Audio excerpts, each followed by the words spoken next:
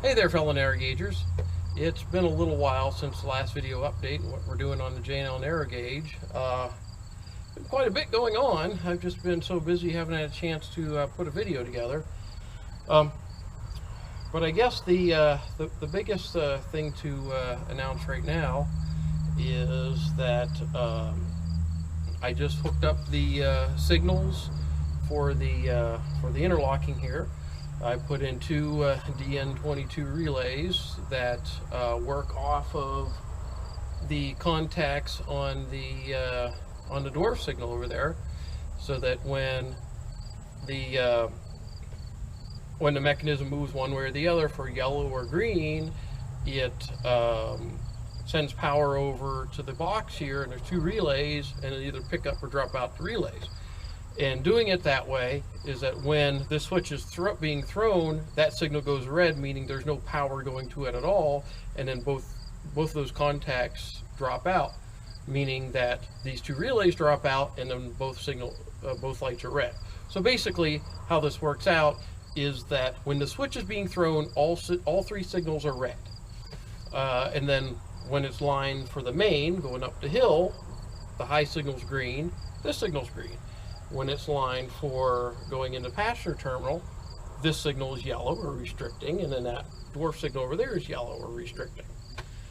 So it all works now, and I probably won't have to mess around with any of this stuff. I can get it all locked back up, covers put back on, and not have to worry about this for a little while as we work on other things that we want to do signal-wise on the railroad.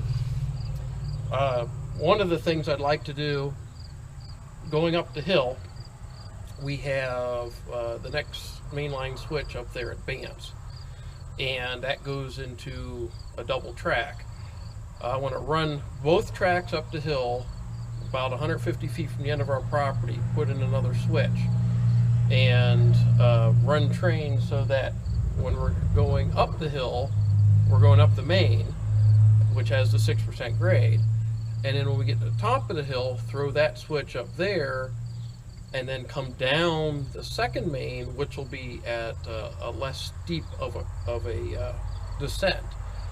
And then the switch at Bance would then be lined and then let us out to come down here. Now, of course, at Bance, we're going to have three signals. We're going to have two high signals for coming down the hill, a three-head searchlight for the number 2 main, a 2-head searchlight for number 1 main. Going up the hill is going to be a 2-head searchlight going up the main as well, all based upon and following the Erie Railroad standard. So painted like Erie signals, using the same equipment that they would have had, trying to create a 2-foot gauge version of an Erie Railroad double to the single track interlocking. So that's kind of a long-range plan. I've been collecting signal heads and masts and other components to do that. Also working on a trade to get us enough rail to put the second main in for the switch and for the tail track. As luck would have it, that rail is all going to be 131 pounds, so it'll be the heaviest stuff that we use here. Currently, the heaviest rail is the 115, which is basically at the curve at Rupert, going up and through that switch there at Bance is 115. Beyond that, it's a little bit of 110. Down here is all 100. So it's going to be a little bit heavier duty railroad right there. And it's just, I love heavy rail, I love heavy track. I like putting this stuff in once and not having to worry about it for quite a while. 131 might be a little bit heavy for what I want to do. It's going to be interesting building that switch, but this is the deal that I could strike to get the amount of rail that I needed. So, so I think this is going to work out. What's going on with 58? Not all that much. I still haven't gotten around to installing the duplex pump for the feed water. I mean, it's installed in the cab, but it's not plumbed in yet. Went through yesterday and pressure washed it and got all the grease off the rods and all the grime off of it.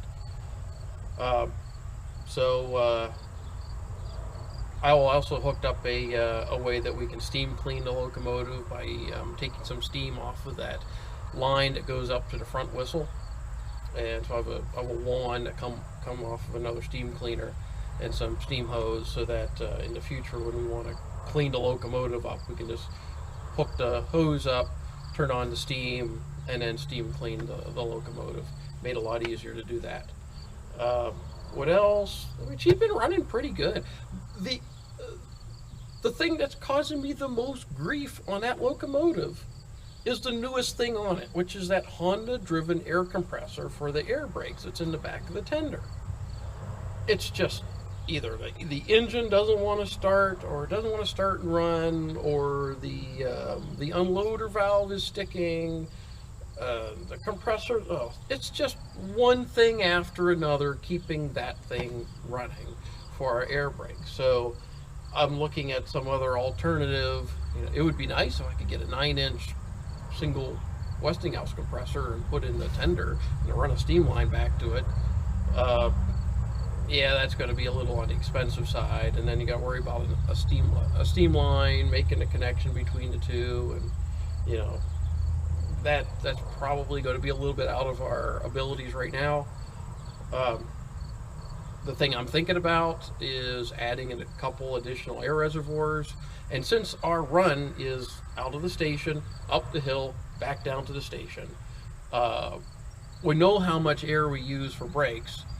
So as long as when we pull into the station, you stop and charge the air lines up, or charge the air reservoirs up, then you have enough air for the brakes for that run. You come back down, you charge it up again off of a compressor that is not mounted on the locomotive. It could be something, a shop air compressor or something else we have here. That might work. I'm going to think about giving that a try, because that's also the reason why we're shoving the car this year, is that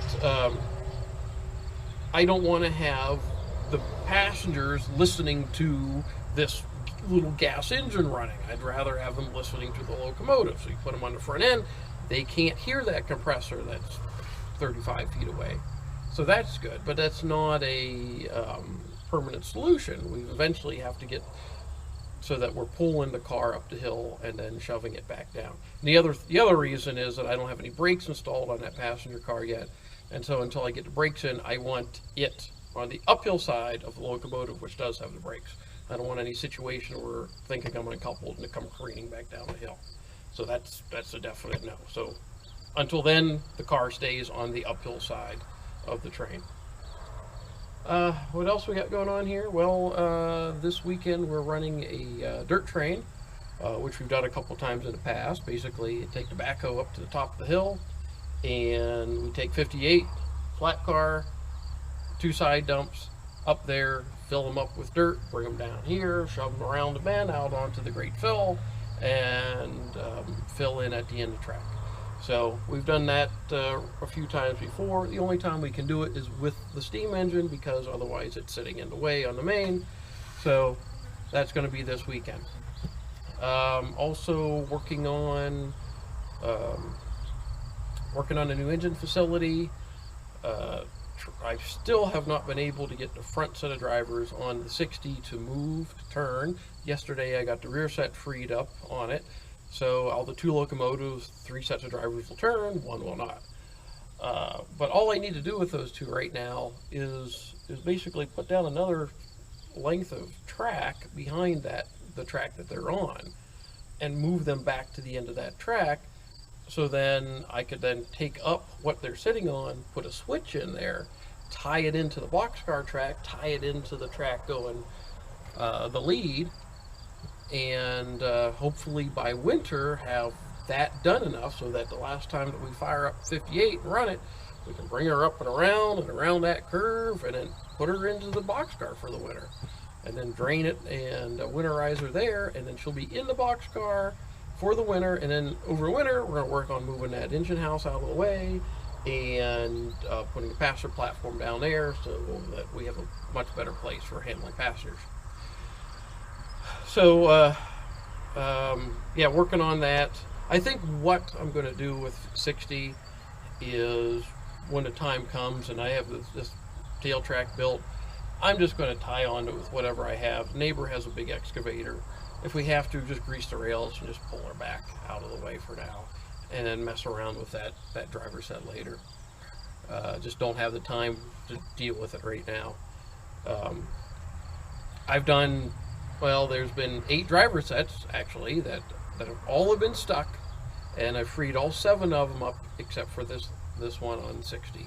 So I think it's just going to take a little bit more working it back and forth with the porta power to get it broke free. The previous owner said that they had it spinning, all the wheels on both locomotives moving in 1992. So of course that's been, geez, what, 30 years ago. Yeah, 30 years ago. So it's been a while. So we'll get it one way or the other. Also this Saturday we're doing another steam locomotive experience, and that's going to be I think that's going to be a good thing for us. This is going to be the 3rd one we've done. The first 2 went over very well. There is a thread over on the O-Gauge Railroading Forum, was a review of the first one from one of the participants. He loved it and posted a great review with a bunch of photographs. You might want to check that out. I'll put the link in the description for that. So basically what you do is we meet up for breakfast in the morning in Hubbard at 8 o'clock. We come over here about 8:30, 8:45, pull the locomotive out of the engine house, open up the smoke box and the fire box. They get in there, clean that all out, close it all back up, put some wood kindling in the firebox, light the fire, and sit there and wait for 2 hours or so until the locomotive has a head of steam, and then bring her out and run her back and forth several times, and then give each participant the ability to do the same. They can, run the locomotive a little bit, up the hill, down the hill a few times, and then when we're done, we take the locomotive back here. If we have to put coal in it, we'll put coal in it. If we'll stop it back here and do a blow down. So basically, we do everything that we normally do that you would normally do on a steam locomotive in a normal operating day, from firing up, putting water in it, putting coal in it, blowing down, operating, lubricating, everything. So it's not just your usual engineer for an hour where you come in, the locomotive's already hot, you jump in the cab, they say, hey, this is the throttle, this is the brake, here, go down the track a little bit. Maybe do a little bit of switching or something. No, we do everything here. This is completely immersive experience that while you're here during that day, whatever we have to do to keep running, you're going to be a part of it. So for $358, it is the best value you can have on learning to operate a steam locomotive. So something to think about. We're probably going to do a couple more dates this fall. We're definitely going to be doing it again next year. So if you can't make it out this year, try to come out next year. And if you have to, send me a message. Say, hey Rick, I have Saturday so-and-so available. This is my day off. Or I can get vacation at this time. Send me a message. Hey, if I might just schedule you in and turn that into another steam locomotive experience day. I'm very flexible on it. I want this to become something that we do quite a bit. I want a lot of people to take part in this, because this is a very good thing. This is a great way. It's a great use for this locomotive. So I want as many people as possible to experience it in this manner. So please find a way to come out to Youngstown to take part in this. I'll leave you with a little bit of video of me throwing this switch and seeing these signals change for the first time on the switch position. So I'll leave you with that, and take care, everyone. All right, I just got the 2 relays put in for the signals here on this side. So I haven't tried it yet, but if this works, when I throw the switch, both of these go to red, and then this one here, the dwarf, will go to yellow for restricting, and that one will stay red. And when I throw it back, both will go to red while I'm throwing the switch, and then this one will go to green as you see it here. So let's hope this works out.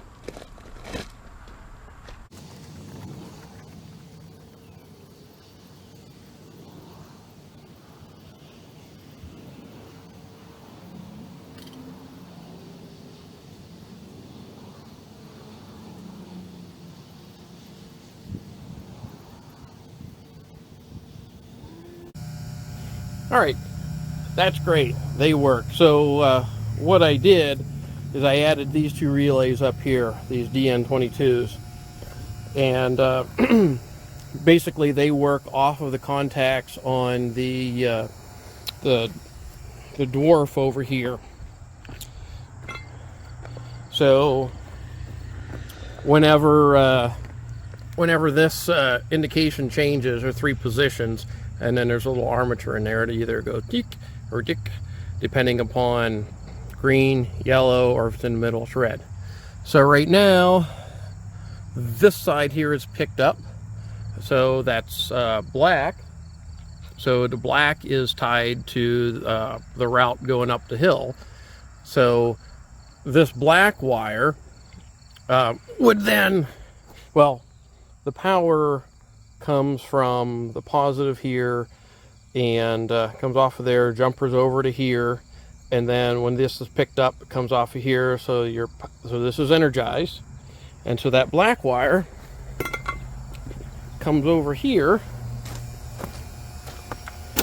Here's the black wire, and it might be hard to tell, but this relay is picked up in the air, and so it sends electricity from this terminal to this terminal, and then this wire up here is it says G, main G, which is green, so that's the main signal, and that's the green light on it, and then the green light is on the signal over there. So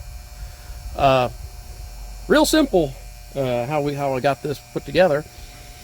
And then also when that dwarf signal is throwing, when the switch is throwing, that dwarf signal loses the power to the mechanism in there, so it drops both sides, and then both the relays drop out.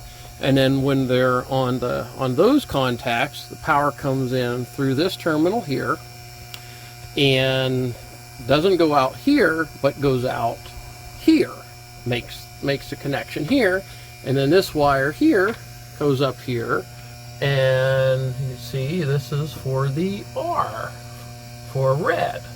So and then the same thing happens on the other side for the dwarf signal. So when it's throwing, both of these are down, de-energized, and both signals are red, so that you can't proceed down the hill and you have a signal, you know, when the switch is throwing, everything's red for you. So that's just a basic explanation of how this here works.